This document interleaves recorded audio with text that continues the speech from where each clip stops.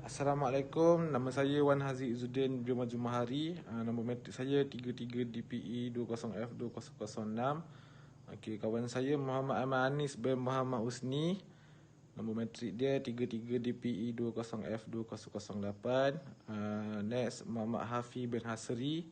Nombor matrik dia 33 DPE 20F2025. Dan last sekali Ahmad Syukri bin Abdul Sharif, 33 DPE 20F2004. Kami semua dari kumpulan 14 nak menerangkan tentang tajuk ciri sains Islam mengharmonikan peranan wahyu dan intelek sains. Okey. Pendahuluan dia first, peranan wahyu dan intelek sains dikenali sebagai pencapaian minda yang dikenali ulum al-aqiyah, iaitu ilmu akal. Namun, ulum al-aqiyah perlu diintegrasikan atau digabungkan dengan ulum al-naqliyah, iaitu ilmu wahyu. Okey, contoh dia antara dua ilmu ni, Islam menggalakkan penekaan alam semesta dengan sains dan teknologi. Namun tujuannya adalah untuk mengenali kebesaran dan keagungan Allah SWT. Okey, kalau kita tengok dekat kajian sains dalam Islam, bersumberkan wahyu dan akal, merujuk kepada ayat Quran dan As-Sunnah sebagai satu sumber untuk menerangkan tentang alam tabi'i dan sifat-sifatnya. Okay. Kaedah penyelidikan melalui ilmu saintifik daripada Al-Quran dan Hadis. Okay. Wahyu sebagai sains, teknologi dan kejuruteraan. Okay. Kupasan topik. Pertama, wahyu sebagai sumber sains, teknologi dan kejuruteraan. Okey, pertama kita kena memahami apa itu wahyu menurut Islam. Daripada aspek bahasa, wahyu adalah sesuatu yang diturunkan oleh Allah Subhanahu Wa Taala kepada orang pilihannya, dan ia merupakan hidayah dan ilmu yang diberi secara rahsia, tersembunyi dan bukan diperoleh melalui cara biasa. Nombor 2, aspek keilmuan. Okey, wahyu adalah sesuatu yang diturunkan kepada Nabi dan Rasulnya melalui perantaraan Malaikat Jibril dalam bentuk yang bertulis atau tidak bertulis yang mengandungi syahnat bagi menguruskan kehidupan manusia. Firman Allah Subhanahu Wa Taala yang bermaksud sesungguhnya kami telah memberikan wahyu kepadamu, wahai Muhammad, sebagaimana kami telah memberikan wahyu kepada Nabi Nuh dan nabi-nabi yang diutuskan kemudiannya daripadanya, dan kami telah memberikan wahyu kepada Nabi Ibrahim, Nabi Ismail, Nabi Ishaq, Nabi Yakub serta nabi-nabi keturunannya, dan Nabi Isa dan Nabi Ayub, Nabi Yunus dan Nabi Harun, dan juga Nabi Sulaiman. Dan juga kami telah memberikan kepada Nabi Daud kitab Zabur. Surah An-Nisa 163. Di sini, kita memahami wahyu itu merupakan sesuatu yang suci dan diturunkan kepada orang pilihan Allah Subhanahu Wa Taala. Firman Allah Subhanahu Wa Taala lagi yang bermaksud, dan tidaklah kami mengutuskan rasul sebelummu, wahai Muhammad, melainkan daripada kalangan orang lelaki yang kami wahyukan kepada mereka. Oleh itu, bertanyalah kamu, wahai golongan musyrik, kepada orang-orang yang berpengetahuan agama jika kamu tidak mengetahui, iaitu surah An-Nahl 43. Daripada ayat di atas, jelas menerangkan bahawa Allah Subhanahu Wa Taala menerangkan bahawa semua para rasul dan nabi menerima wahyu daripada Allah Subhanahu Wa Taala secara daripada ayat di atas. Allah Subhanahu Wa Taala telah menerangkan secara langsung. Okey, peranan wahyu menurut Islam. Okey, wahyu, peranan Al-Quran dan dalam sains, teknologi dan kejuruteraan Islam. Okey, pertama, definisi Al-Quran. Kalam Allah atau wahyu Allah yang mengandungi mukjizat kepada Nabi Muhammad dan ditulis dalam masyfah dan disampaikan secara mutawatir, dan membacanya merupakan ibadat. Isi kandungan Al-Quran mengandungi lebih daripada 6,000 ayat yang membincangkan perkara-perkara mengenai soal kepercayaan, akidah, asas bimbingan akhlak manusia, asas susunan ekonomi, asas politik dan asas ilmu pengetahuan. Di sini kita dapat simpulkan bahawasanya Al-Quran merupakan buku panduan sesuatu manusia untuk meneruskan kehidupan di dunia. Okey.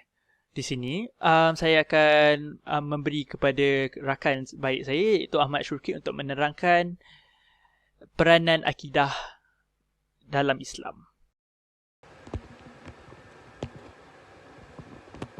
Terima kasih Hafiz. Saya Ahmad Syukri bin Syarif.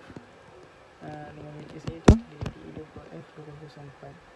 Okey, peranan seterusnya menjelaskan akidah Islam. Wahyu Allah SWT diturunkan bagi menjelaskan masuk akidah, peranan dalam kehidupan, faktor-faktor itu diturunkan akidah dan sesuatu yang boleh merosakkan akidah. Firman Allah SWT bermaksud, tidakkah mereka melihat dan memikirkan bagaimana Allah menciptakan makhluk-makhluk pada mulanya, kemudian ia akan mengembalikan hidup semula sesudah matinya. Sesungguhnya demikian itu amalan mudah bagi Allah SWT.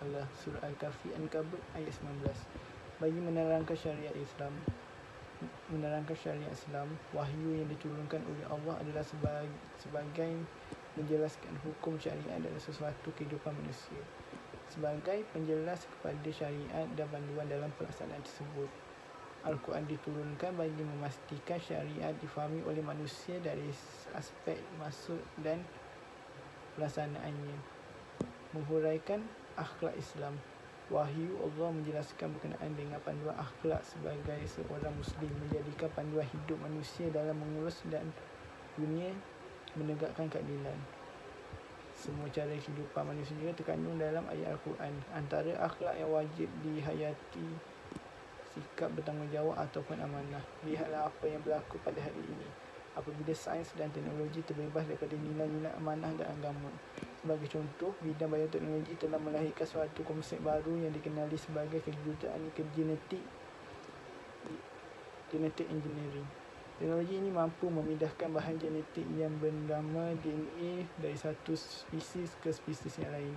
Walau bagaimanapun, untuk berjaya, proses ini memerlukan bantuan virus tertentu agar DNA daripada spesies yang berbeza dapat mengenali antara satu sama lain.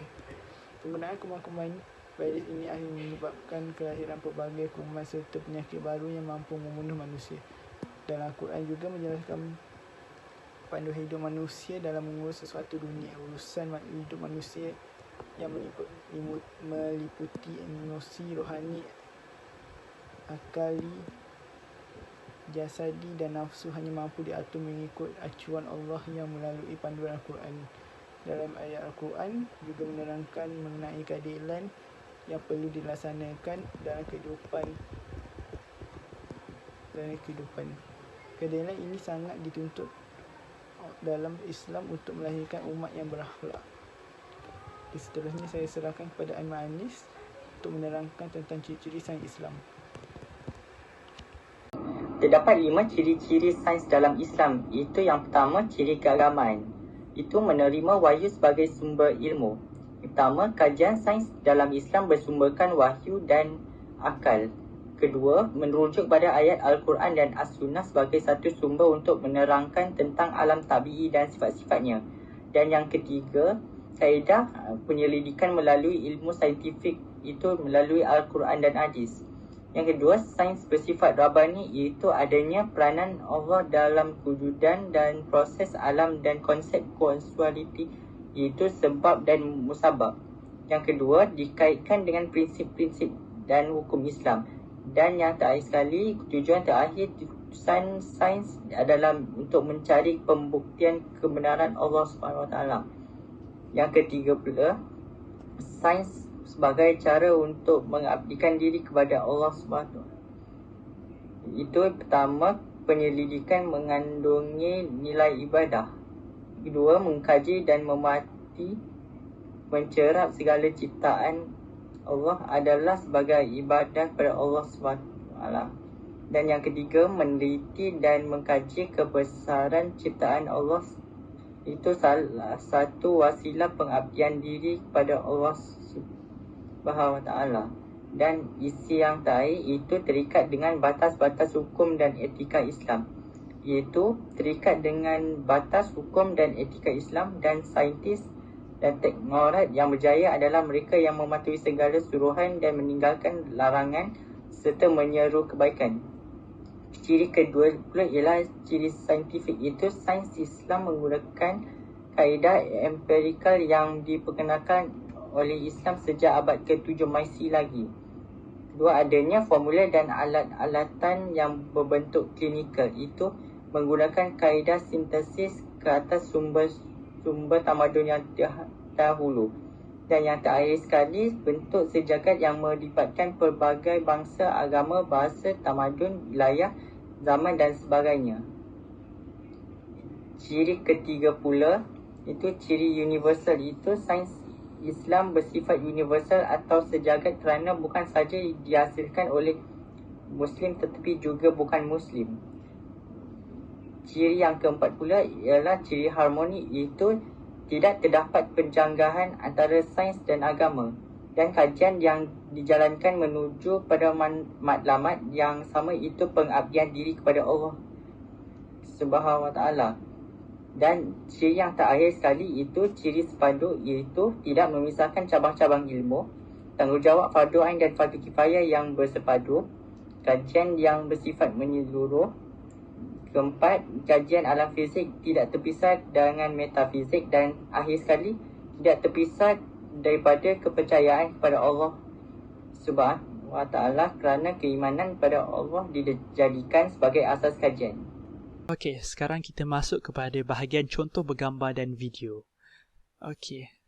Pertama, sebagaimana di dalam gambar ini menunjukkan bahawasanya air masin dan air tawar tidak bercampur. Kenapa? Jawapannya adalah kerana peristiwa tersebut disebutkan sebagai halusin.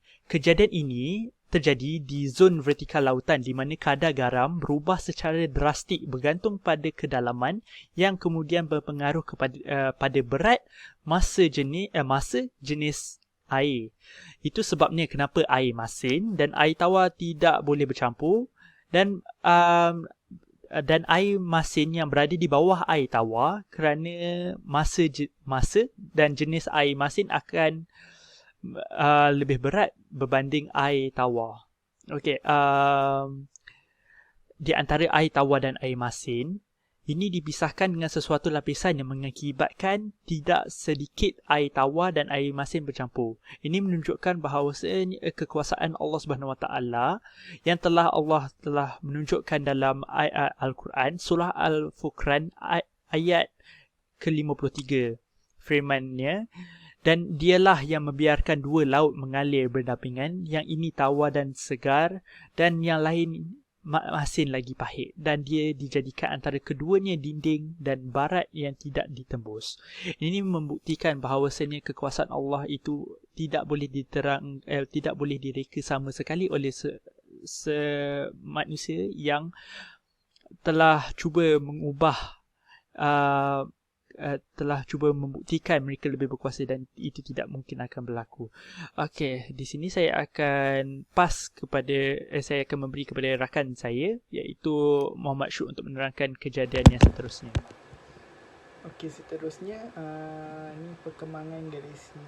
Pada tahun 1929, Edwin Hubble, seorang astronomi dari Institusi Teknologi California, menemukan penemuan yang amat penting dan mengagumkan. Ia menemukan bahawa ternyata ukuran alam semesta ini tidak statis melainkan mengalami perkembangan dengan akselerasi yang konstan.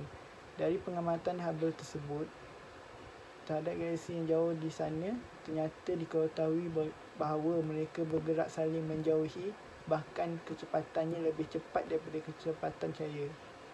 Itu artinya ukuran alam semesta kemarin dengan hari ini jauh lebih besar hari ini. Okey, seterusnya pertemuan dua lautan. Pertemuan dua lautan ini disebabkan oleh massa,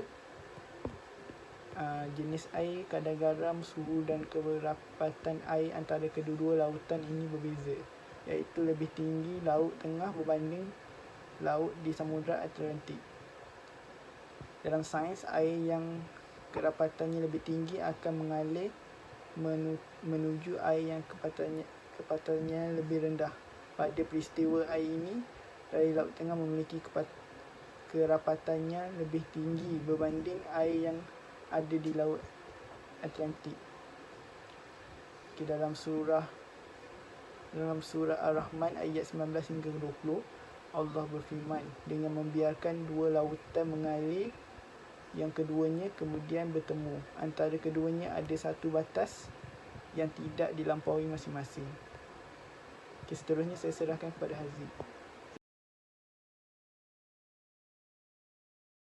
Okey, kesimpulannya, sudah pastilah Al-Quran sebagai sumber rujukan utama.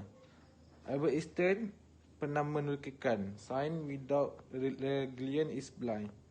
Religion without science is lame."